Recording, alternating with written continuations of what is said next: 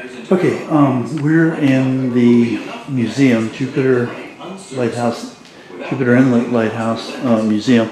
We're going to start at in this room for various reasons. But this room talks about the lighthouse itself. There's a video behind me playing. There's all sorts of artifacts in this museum. They're pretty amazing. Going all the way back to the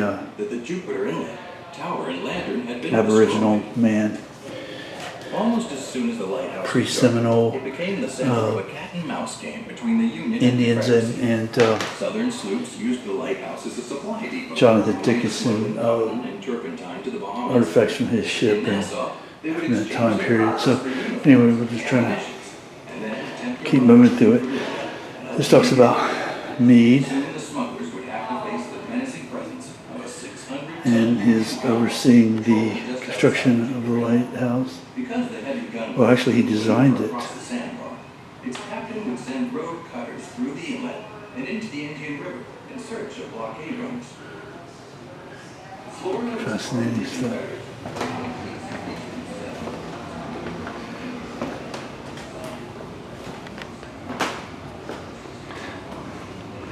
This is about the farming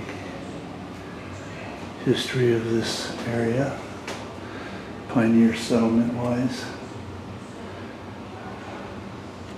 And we're not going to go through and belabor every single artifact. There are some really interesting things that I find very interesting that I may point out, but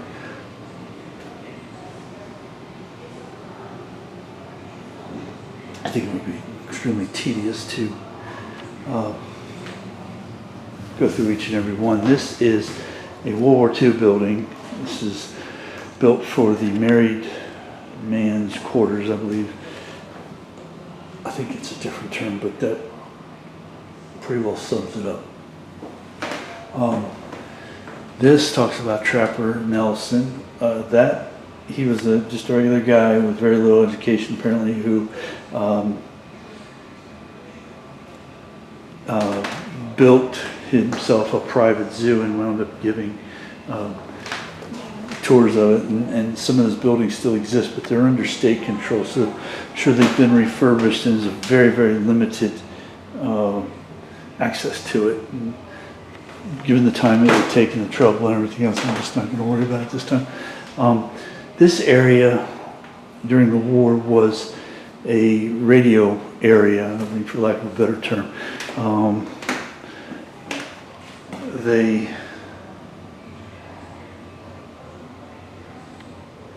Camp Murphy was nearby. This was a signal station.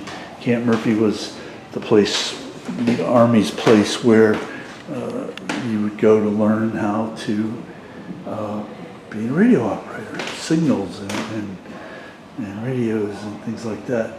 It was a fairly new concept or science. And this talks about Camp Murphy, Southern Signal Corps School. I'm going to try to visit those ruins later on today if I can get over there.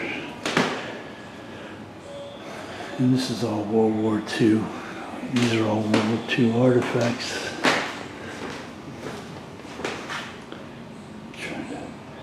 Try to move fairly slowly, smoothly.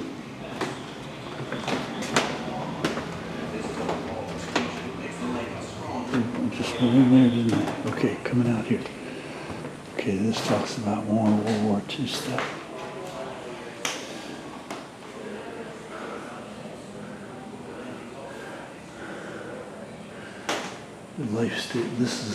This room talks about the U.S. Life Saving Station Jupiter. So if you were to be, and of course Jupiter Inlet's a major, port on this side of Florida. Hence the lighthouse. This talks about the history of Old Daddy. And you can pause that and read it if you're interested. It's about a guy that lived here in this area. Okay, now we're gonna go over to the other side. Right? Then I want to take you out. I see you growing a mustache over the last week. Is this your new look, huh? You have the mustache, you're really grown up for that one. How's your book coming? I'll watch it. Yeah, I'm enjoying it. You're almost It's finished. a big skull. Is it a page turner or not really?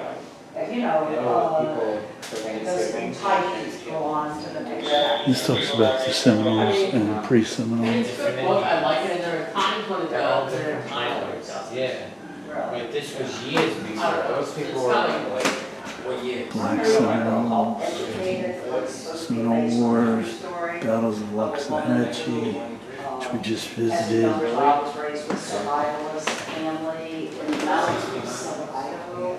And this also talks about Fort Jupiter. Because that was government controlled, you know, that kind of thing. It's okay, but it's not a page turner like I will read one chapter. I'm like, oh, I guess I'll read another chapter. It just didn't entice me to just keep right on going. You know, it takes a. Yeah.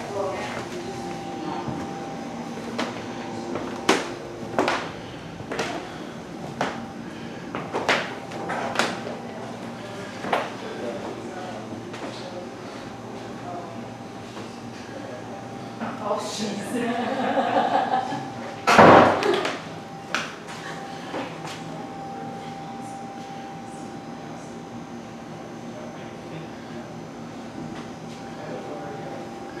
This is pretty neat.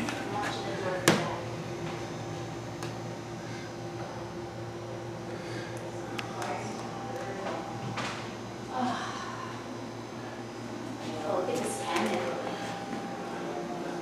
Blue cannon here. What a time to live. I better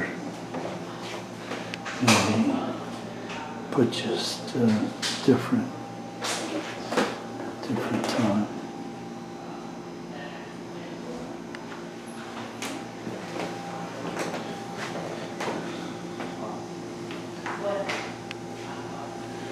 Okay, this will be our last room. This is really cool to me.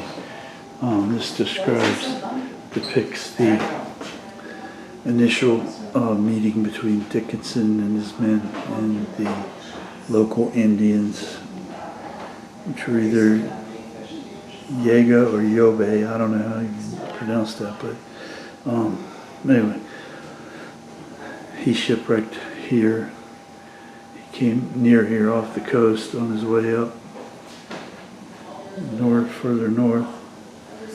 And this was in the late 17th century, so this would have been before Bartram. This had to have been one of the first white people that they'd ever seen on this coast. I'm not sure how much Spanish exploration had been here. Maybe they'd seen some Spanish before, but and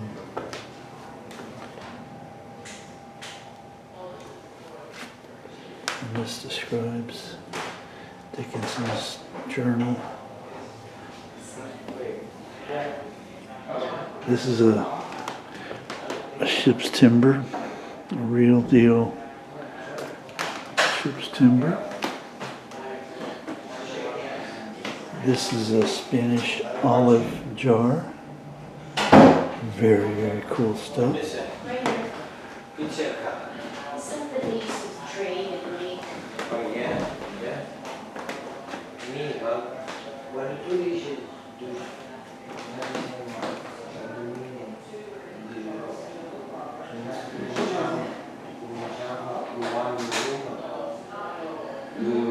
This is silver ingot is a replica. So just make sure to point that out. This says copper ingot. It doesn't say replica. So, and the copper pot. These this ship here, San Miguel Archangel, was discovered and shipwrecked Redwood and He said it was before. Moses was before. filmed by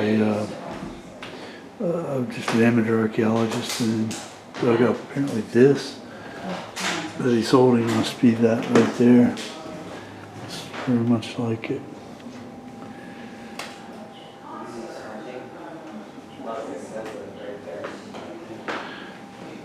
This cannon is believed to have been from that the same ship. So.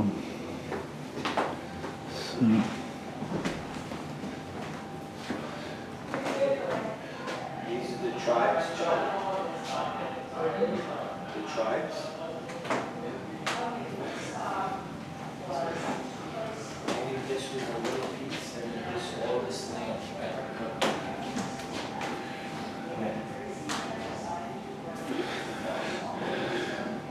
Look at the tribe.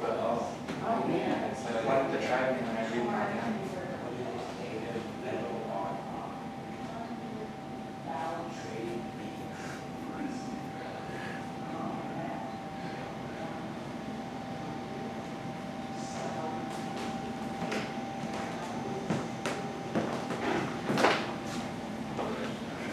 Very cool. All right, well, we're gonna shut this down. Continue on outside.